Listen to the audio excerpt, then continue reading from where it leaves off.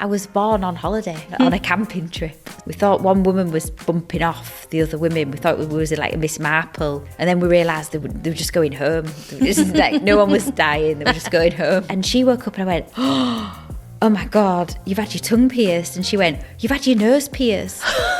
We realised we're quite nice girls, we don't need to do this. It used to be you'd be the only woman with a group of men. Yeah, we'd just talk over you, but it's not so much like that anymore. You felt like you'd won a competition. Well, what did they all think about Celebrity Traitors? It's like otherworldly, because you get your phone taken off you. You're only allowed to make one call a day. Take your passport, but they search your luggage for any recording devices. It is a bit extreme. I think it was my second show went really well, and I had a pad thai before it, so I thought, that must be the secret. And there's a street called Land of Green Ginger, and it says it, and it's a little cobbled street. It feels otherworldly, and you would never know, you're in Hull, yeah. Lucy, welcome to the Travel Diaries. It's amazing to see you. How are you? Good, thank you. Are you? I am good. It's a beautiful day out there. Really nice. Yeah, but you've had a busy one. It's muggy though. Well, for April, it's blooming muggy, isn't it? Yeah. But it kind of makes me feel like I'm on holiday. I know, it's lovely. It's about time, really, and I shouldn't complain. Yeah, we deserve it. Yeah. So what kind of traveller are you? Ooh, I think I think I'm really good to travel with. I think I'm good on holiday. Yeah. I think I'm easy. I want to relax. I treat holidays as, some people like doing things, don't they? I'm one of them where I always say, I want a beach holiday, but with an old town, where you can, that's my perfect. Fly and flop with a side of culture. Yeah. So I think I'm good because I genuinely really want to relax. I do think that's what you're meant to do. But then after a while, I do want to see something. Yeah. Are you good at relaxing? I am. I'm only on holiday, and that's why that's interesting. They're really important to me. Yeah. Because I can really relax. If I think about the times I sleep best, it's always on holiday, Yeah. Yeah. Do you like a siesta? Oh, God, yeah, that's why you go, isn't it? Yeah. The siesta. Yeah.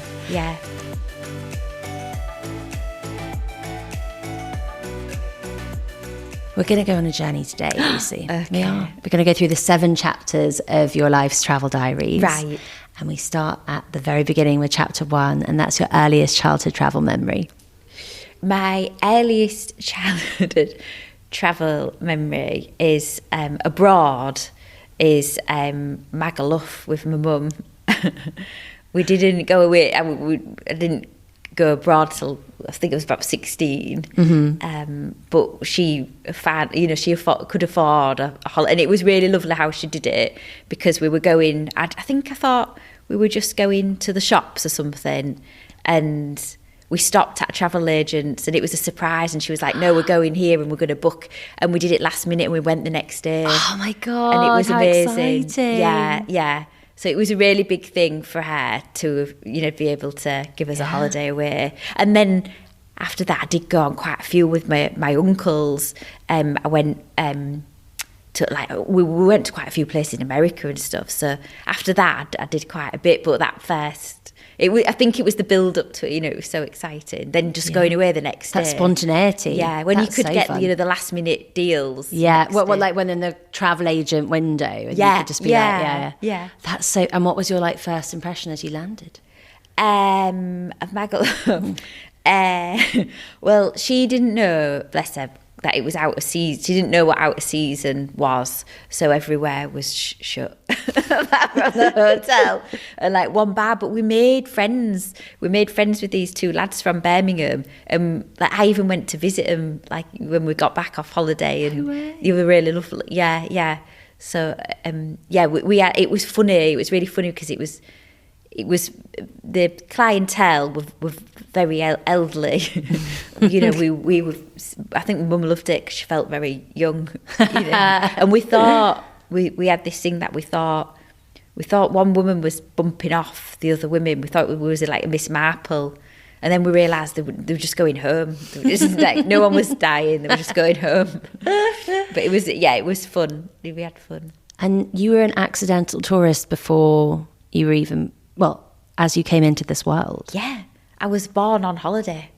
Yeah. So really, you are the dream guest for me, therefore. Well, born on holiday. Yeah, and I think I went up in the Wales. I got born in Truro in Cornwall, so on a camping trip. So. Do you feel an affinity with the West Country ever since? No, not at all. But my dad once said, "Oh, do you know you've got Cornish bear frights?" I don't know whether that. What if it becomes its own country? Yeah, well, yeah. Or that if they started to be, which they should start saying, shouldn't they? You can't buy a house in Cornwall unless you're born there. Yeah, I would feel it's a bit like when you get a European passport. Yes, feel like that's really nice. Do you go down there to tour a lot? I'm going on this tour that starts in September. I'm going to Torquay, which I have been. We went. So that was my first trip in the UK without parents, and we lied to them. We said we were staying at each other's houses, and we got an East Yorkshire coach trip to Torquay, but it was awful because my friend booked it because we wanted to meet surfers, and she said they're all in Torquay, but she got Newquay and Torquay mixed up. No. And we got there, we got off the coach in a bikini tops, and we're like, what's going on here? Yeah. Did you find them in the end? No, we found a cricket team that said they were the England cricket team, so we'd hang around with them, and then we found out they weren't. So, oh my gosh, how disappointing! It wasn't a good trip. The woman whose B&B it was, she rang our parents because she thought we seemed quite young. And and she said, "Don't worry, I'll look after them." I know. Oh no, but she was looking after them. Well, she said, "I'll look after," but she was awful to us. We had to be in by 9. Oh no! So she snitched on you. And do you know that she had a pool, but it didn't have any water in, and she let us just pretend to sunbathe around a empty pool. So sad. That's really sad. Really depressing. Really depressing. Yeah. And I just remember a model. I just remember crouched behind a windmill in a model village smoking. That's what I meant. Did you surf at all? Oh no. I can hardly walk. And obviously Hull is so central to your identity, to your life. Yeah. If I was heading up there for the day, where would you take me? Oh, I would take it to the old town. It's beautiful. It wasn't, Hull was bombed more than any other city, more than Coventry, non-strategic bombing. So, and it's such a shame because what's left is absolutely beautiful. And if more had been left, it would be such a, it would be, people would go to Hull and York, like they go to York. Yeah, so idyllic, yeah. I know, but what's left is really beautiful. And there's a street called Land of Green Ginger, and it says it, and it's a little cobbled street, and it's beautiful, like with Georgian, and I think there's some Tudor houses there, and it feels otherworldly, and you would never know, you're in Hull. Yeah, really. Are there places that you feel kind of protective over? Yeah, all that area. There's a pub that's called the littlest window in the world. It's called the littlest window in the world. There's a pub, and outside there's a little window, and it's got a plaque that says it's the littlest window in the world. Wow. Yeah. I wonder how they ascertained that. It's more like a slit, to be honest. But and around the docks, it means a lot to me because like my granddad used to take me to the docks and tell me about the trawlermen and the fishing industry, and the marina is really nice. It's lovely around there, Humber Street. It's really eclectic, loads of independent shops and cafes. It's got a real European vibe. And there's all the yachts, there's a marina, and I think people just don't know how beautiful it is. Yeah.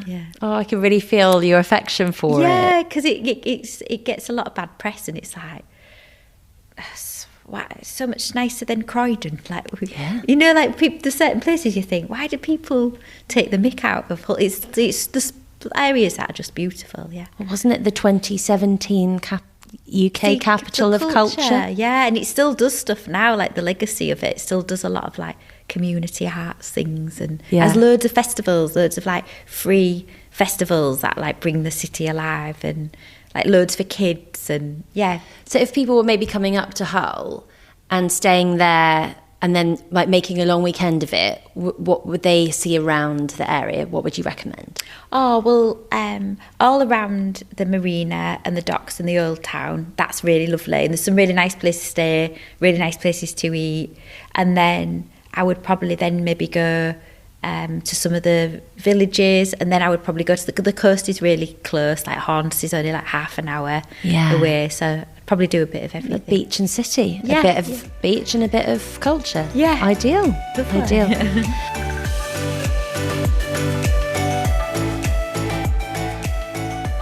So chapter 2 is the first place that you fell in love with, Lucy. Where comes to mind for that?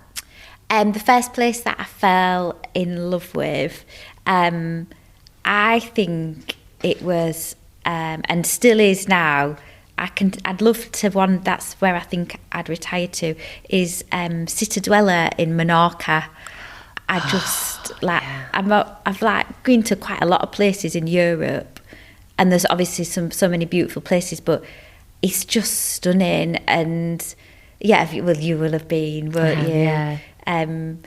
But for people who haven't, how would you describe it? How would you paint a picture of it? It's sort of this really picturesque little port. It's the old capital city of Menorca, and it's very old. Lots of like lovely spirally cobbled streets, and there's a lovely port, harbour with lots of restaurants on it, but it's not.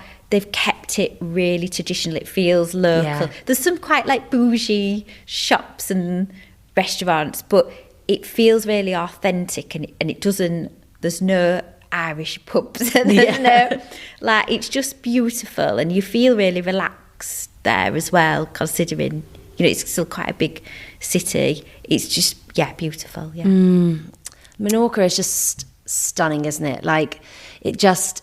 Because I love the Balearics and I love Mallorca as well, but Menorca just has that like slightly more chilled out pace, doesn't it?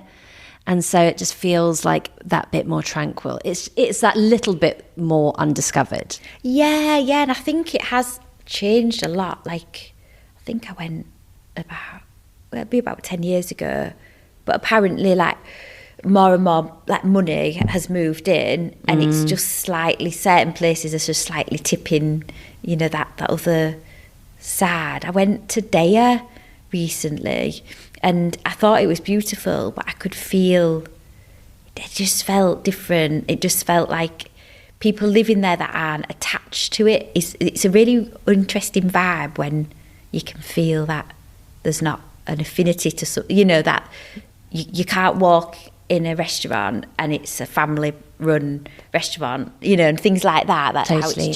And speaking of falling in love, when did you first fall in love with comedy, do you think? At what point did you say, this is something I'm really passionate about? I think it just came in stages, really. I think I've been born into a family that use comedy as a... some families just... like everything's a joke. Like in my family, like my mum's side, my granddad and it's still and always was a bit of a meeting place. We always used to do the rounds, go to different people's houses. My granddad's sister and my granny's brothers, and my childhood was just. I think a lot of people's was just you went visiting. That's what you did, and everyone. It was the same everywhere you went. You didn't open your mouth unless you had something funny to say. Really? Yeah, you didn't. You wouldn't That's just so funny. Tell someone about, like, you wouldn't walk into their house and just say like what you'd been doing that week. You'd only say something if you'd done something funny. And, that and people sets you up perfectly for panel shows. Yeah. Doesn't Well, it? yeah. It's good preparation. Well, yeah. If you can get a word in on them, yeah. Yeah, exactly. Yeah. I've always wondered that about kind of panel shows. Like, is everybody kind of vying for the time to tell their story or their anecdote? It used to be like that, and Did they've it? changed a lot because a sort of a new generation's come in. Yeah.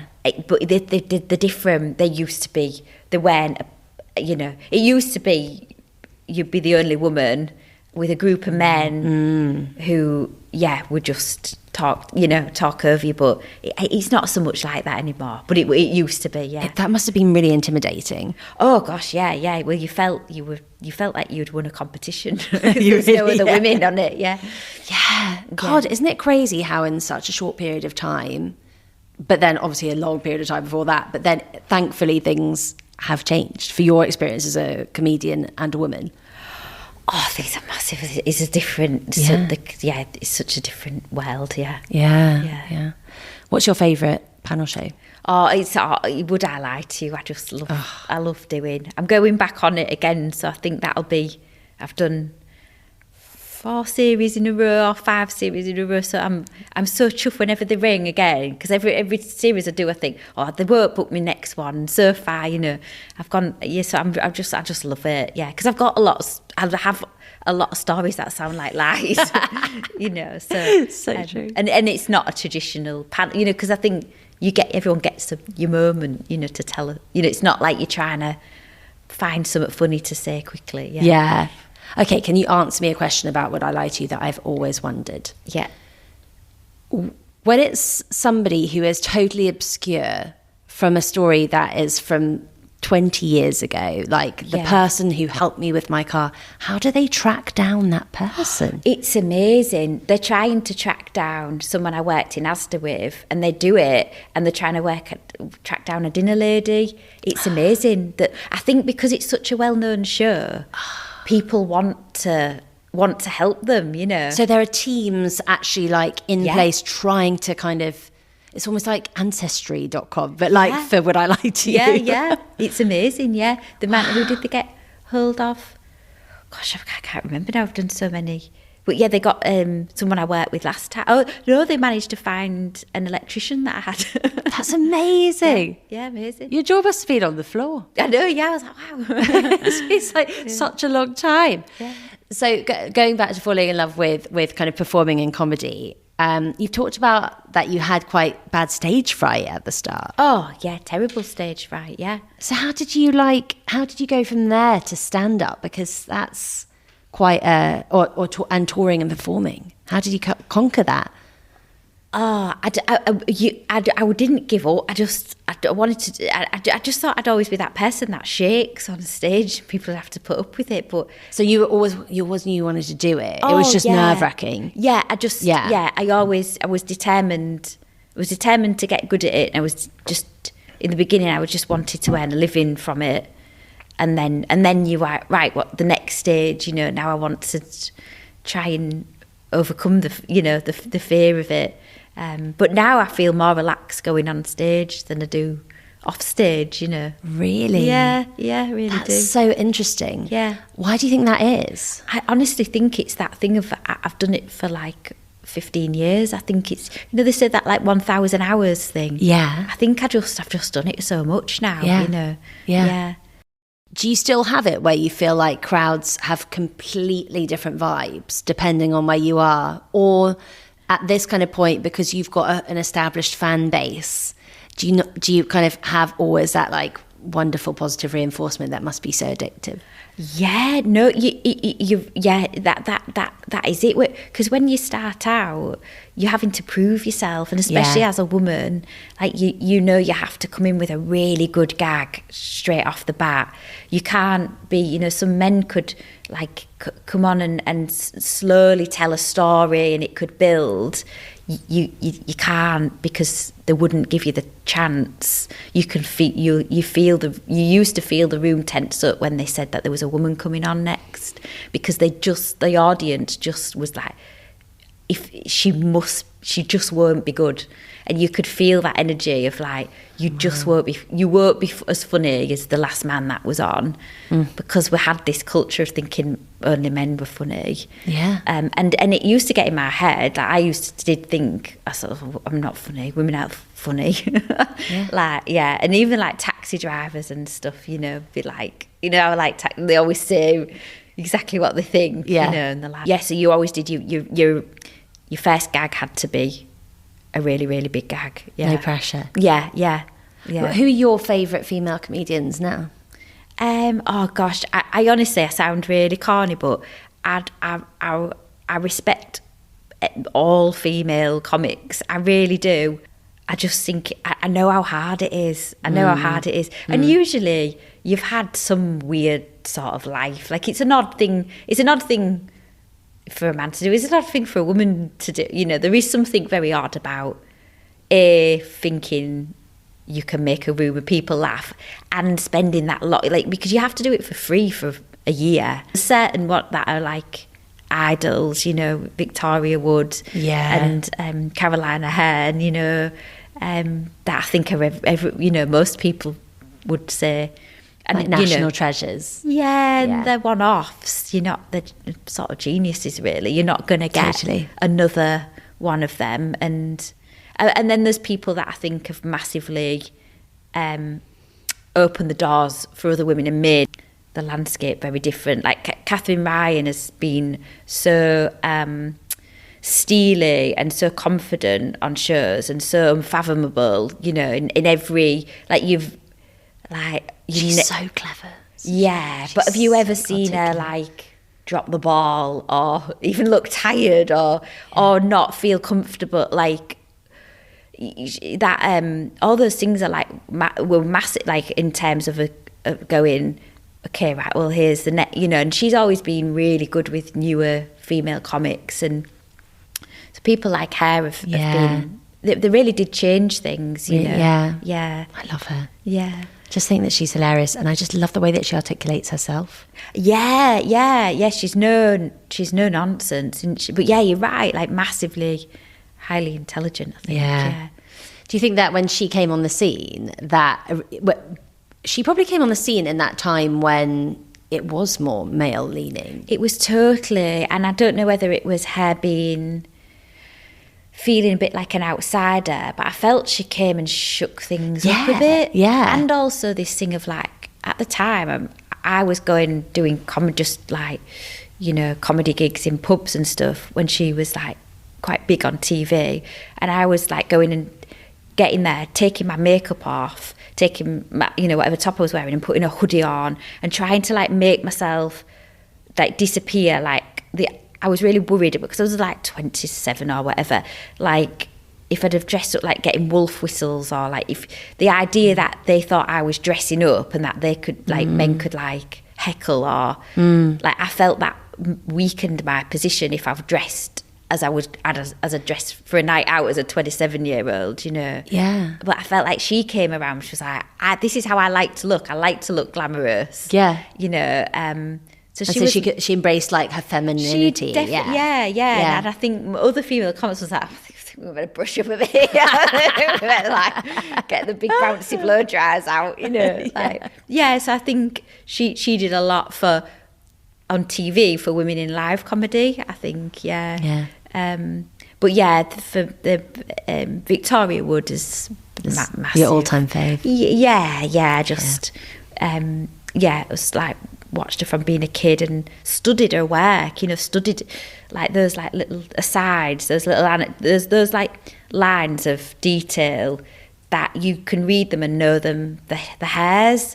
And I always was like, I'd really like that one day, that the idea you could have your own comedy voice, you know, that I think is really special. Yeah. And now you do? Well, no, I feel like I'm far away from that, but on that trajectory, you know. I feel like there's still a lot I want to do, you know, and write and create, you know, but yeah, maybe not to that workload. I think, I don't think I'm as hard working as that. I don't think I can focus as much as she must have done. Totally.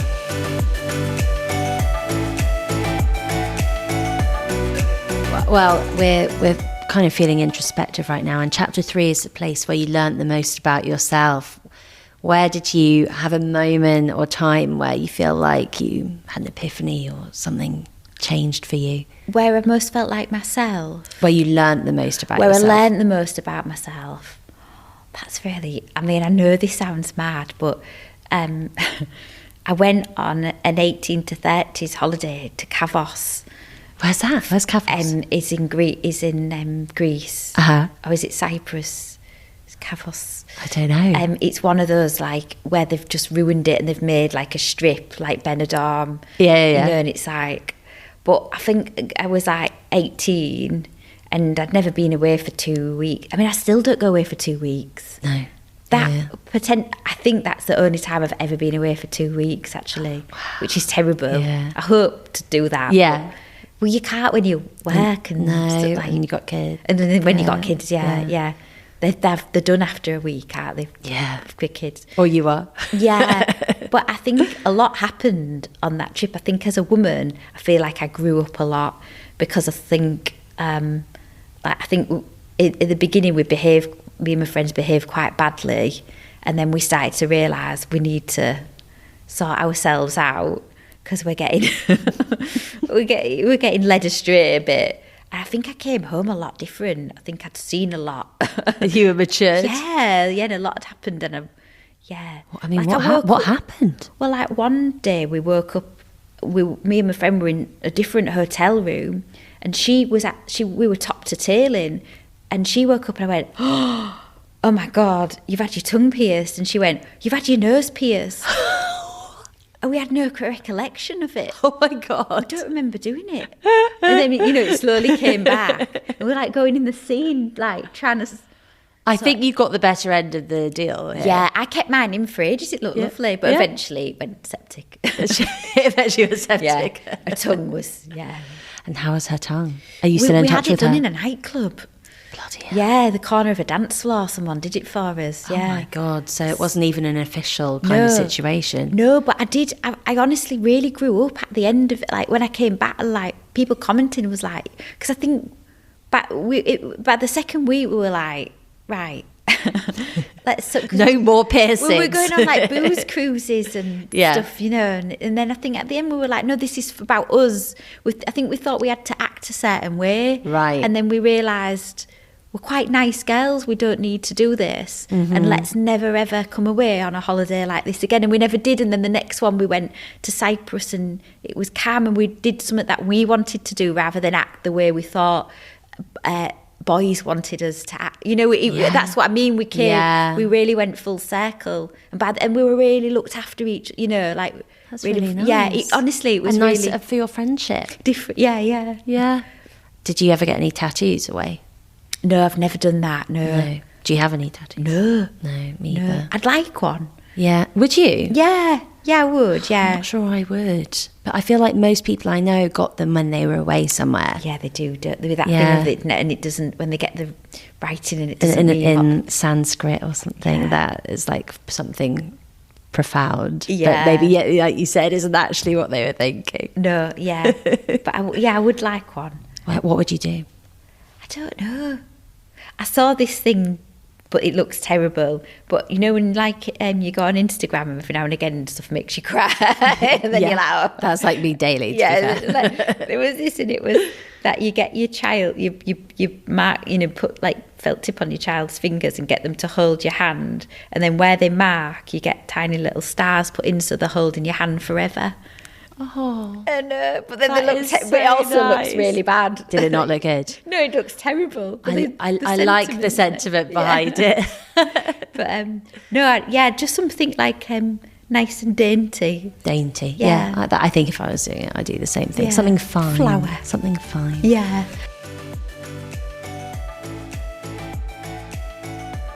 Well, let's pause there and move on to chapter 4. And that is the big chapter. Your all-time favourite destination, Lucy? All-time favourite destination. I feel like even though it's so cliche, but I love a beefer. I can't help it. And I didn't want to like it. And I really do, and I always want to go back. There's like... I can't remember the name. It's called like the Blue. There's a certain hotel I like, and it's only 15 minutes from the airport, and it's on a beach, but it's right near the old town. And then there's this amazing restaurant that I like, because I like to just do it in 2 days. Just that's all I need. Really? Yeah. What, 2 nights? Yeah, that's all I need, and I've reset. And nice. It's a restaurant called Calagracia, and it's on a private beach, and it's a beach restaurant, and it's like the nicest food I've ever had in my life, and it's all like, all the wood is all like, you know, where it's all aged, like wood all that. It's lovely, and it's just, and have like a really good meal there, and what would you order? Oh, they do a whole fish, you know, like usually like a sea bass, and they debone it in front of you, and all the veggies. It's just all such gorgeous fresh food. So that is like beach, but like my all-time favourite place is New York. Is it? Yeah. The magic of it. Yeah. I just love it. I feel like I just love the buzz of New York. I think it's of course being a kid, but yeah, if it isn't somewhere in like a beachy place in Europe, New York for me is. I can't believe I haven't lived there. Really? Yeah. Do you think you might one day? I would. I'd like to work there. Yeah. I'd like to do something there. Yeah, so you have the chance to be there for a bit. Yeah. Like base yourself there. Yeah. So what are the places you always like to go? I love Brooklyn. Yeah. Yeah, I really do. My dad's from Brooklyn. Oh, is he? Yeah. Oh, wow. I mean, of course, when he lived there, it wasn't cool or trendy. It would have been quite. Some parts were quite dangerous. Yeah, there's people now. They've got houses there and they're worth a fortune. Now. Yeah, sadly, not him. No, but yeah, I do. I love Brooklyn. There's so much. The energy of it. But equal to that is New Orleans. Oh, really? Yeah, I love it. Yeah, I can't wait to go back. I felt like I'd been there before. It was really weird. Oh, yeah. I was walking down the streets and I was like, I've been here. I've never had that anywhere else. Wow. It's like I knew it. I can't really explain. It was such a weird feeling. So you were Louisiana. I think I've lived there. Lived there in your past life? I'm sure of it. That's so interesting. So you felt a real affinity with it? Yeah. So what is it that you loved about it? Oh, gosh. It's such a special place. The streets and the food and the music have a connection. Maybe because I haven't been to South America, you know, I haven't, and I think people have said it's a bit like that, but I didn't know food and music could connect. Does that make sense? Totally makes sense. Like that real cultural blend. The Creole and the blues. Yeah.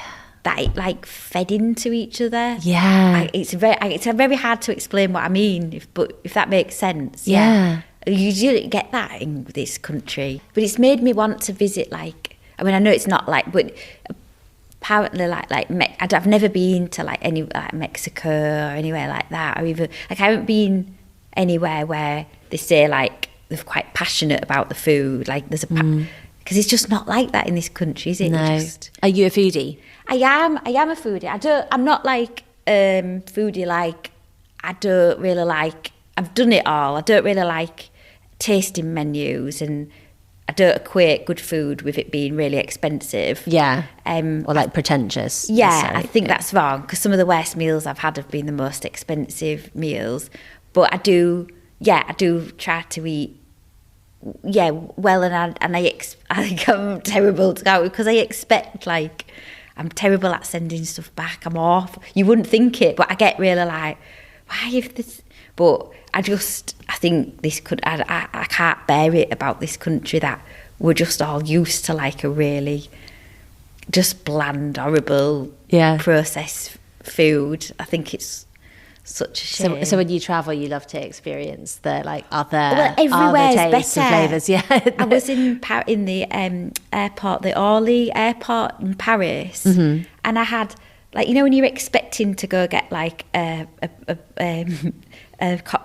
all there'll be is a Costa toasty, one of them in the plastic that they put in the microwave and they go all wet. And it was a proper meal, their coffee shop. It was lentils and rice and carrot, and it was like, but it wasn't like all in like, it was like done in like, you got like a sachet of olive oil, and was like, this is It's in an properly airport. nice. It's like proper food. Yeah. Like, you shouldn't be surprised to have proper food. You're so right. But I sound like a middle-class wank. I was like, what have I become that I'm going on? But it is bad, you know, like in blooming hospitals where all you can get is like...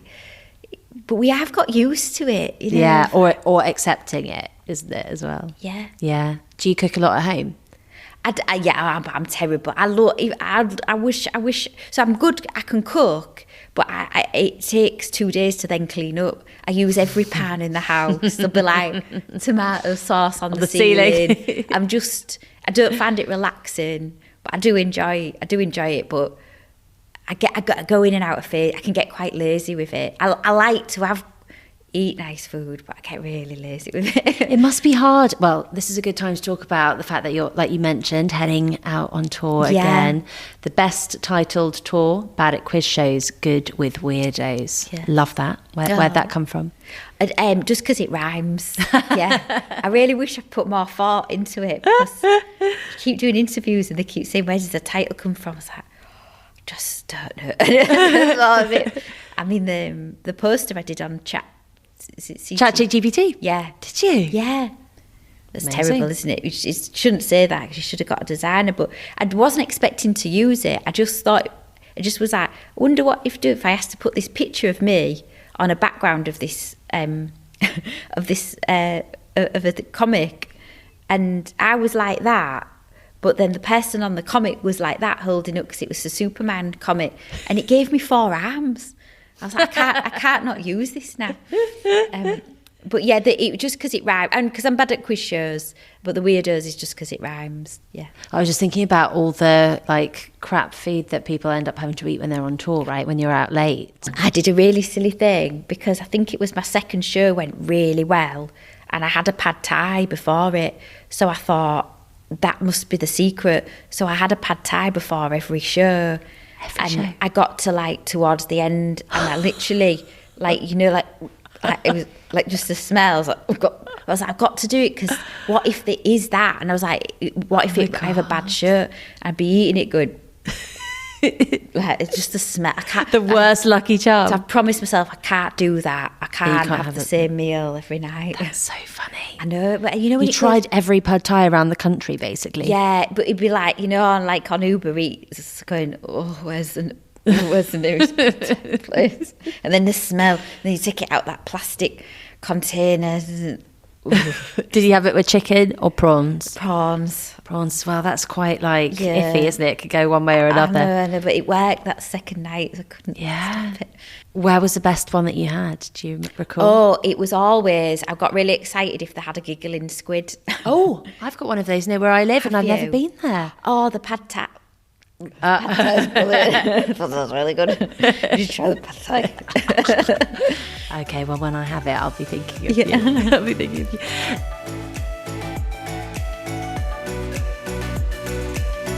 Chapter 5, Lucy, is your hidden gem. So that's a place that you love that maybe my listeners don't know so much about.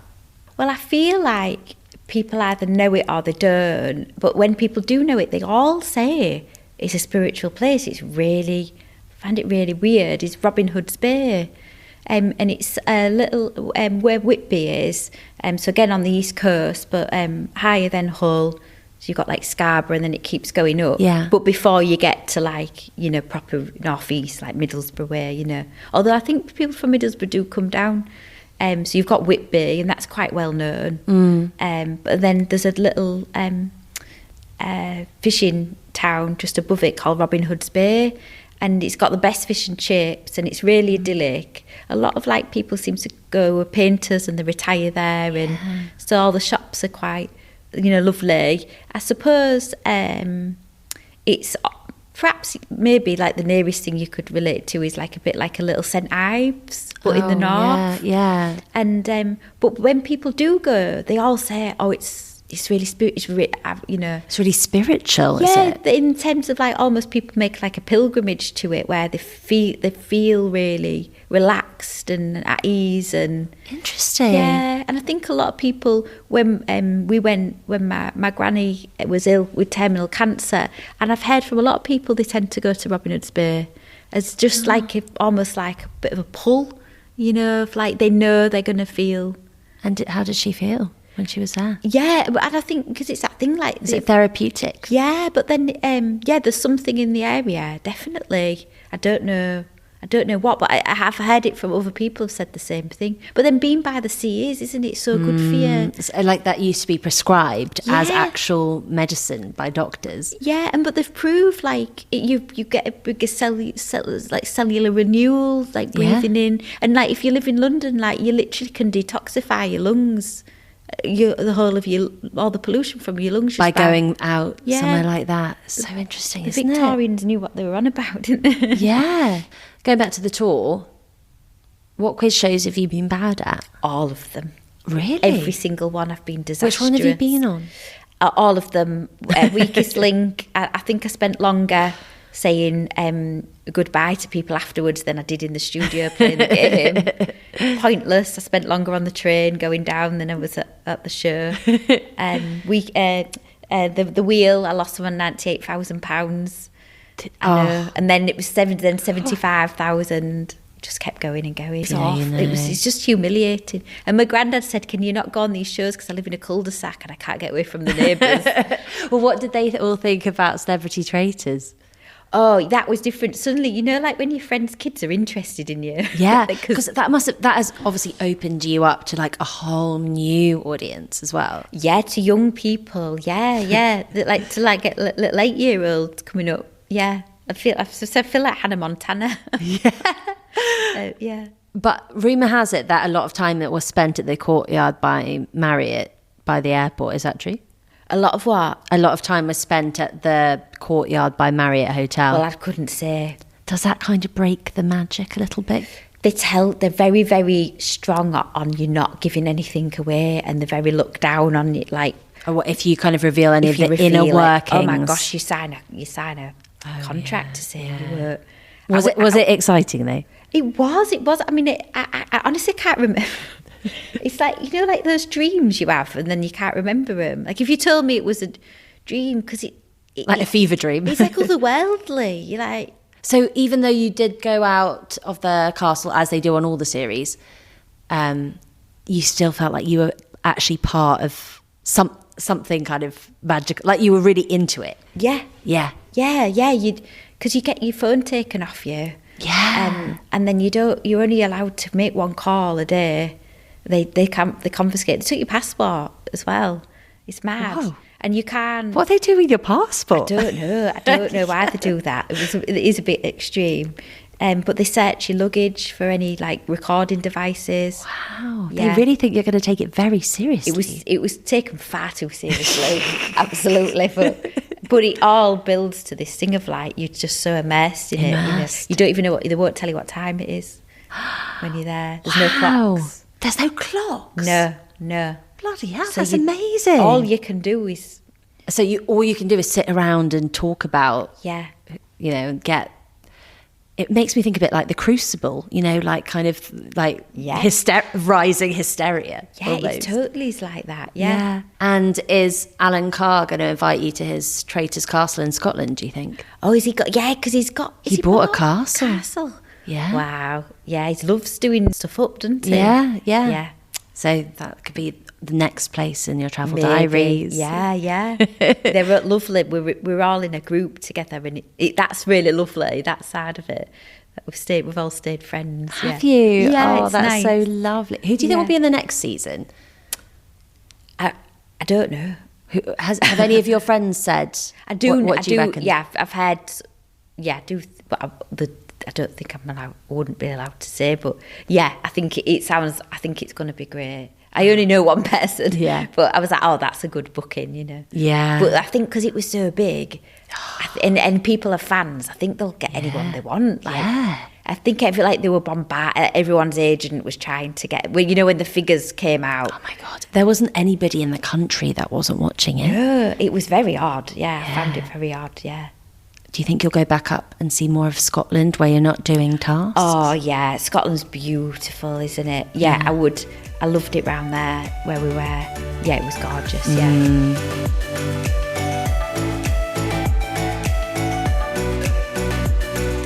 Well, our penultimate chapter is chapter 6, and that is your worst travel experience or the place that you'd just never go back to.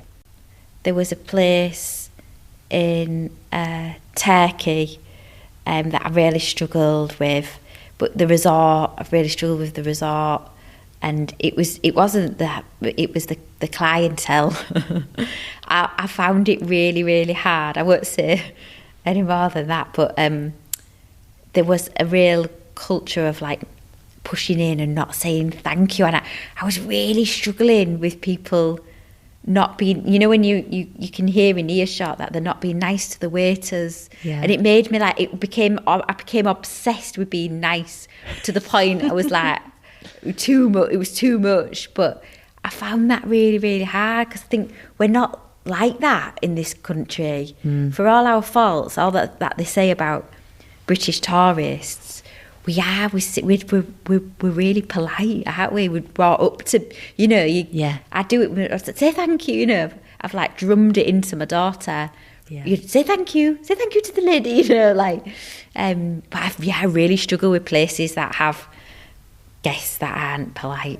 I get that. And you've done some really like hairy road trips as well on TV. Yeah. Those were scary.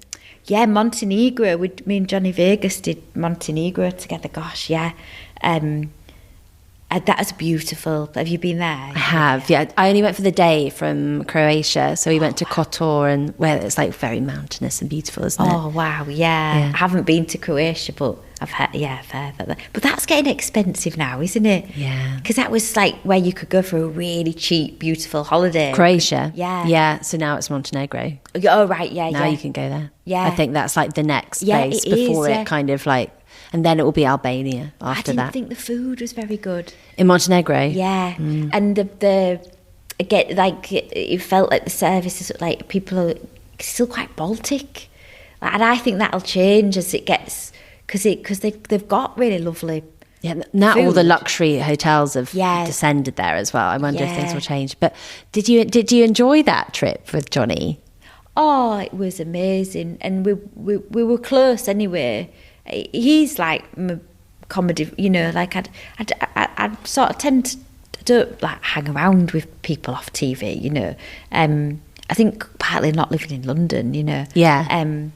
But Johnny feels like family, really, you know. Yeah. And we got a lot closer after that, and it was lovely. And there was a bit at the end that they saved for the end.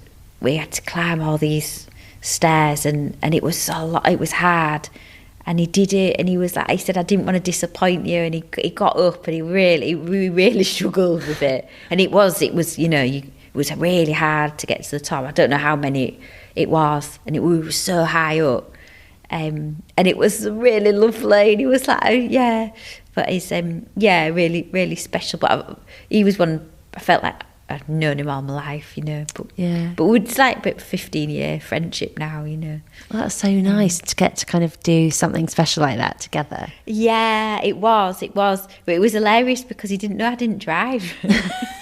The idea was you share the driving. I was like, oh no, I can't drive. He had to do it all. And it was so...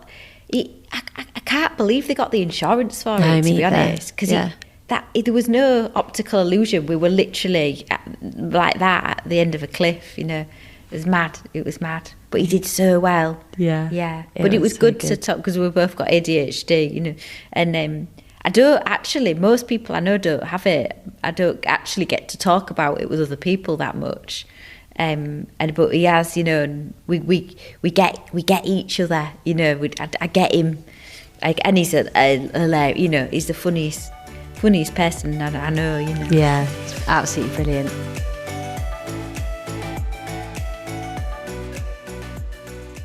Honestly, it's been so fun chatting. We are on to the final chapter of your travel diaries, and that's chapter 7, the destination that's at the top of your bucket list. That at the top of a bucket list, I really want to go somewhere, because I love beaches. I really want to go. I've never been to like a tropical, like somewhere where you just relax. Like sometimes if I'm stressed, I just look at pictures of the Maldives and I instantly feel relaxed. Or like, you know, St. Lucia or even like Bahamas, or like anywhere like that. I really want to go. Paradise vibes. Yeah. Thailand. I want to go to where it's got, you know, the white sand and the crystal clear water. So that's next, where it's like just full chill. Well, all you can do is chill. Yeah, that's what I want. Yeah. Oh, I hope that you make it Thank you. sometime soon. Thanks. Lucy Beaumont, those for your travel diaries. Thank you so much.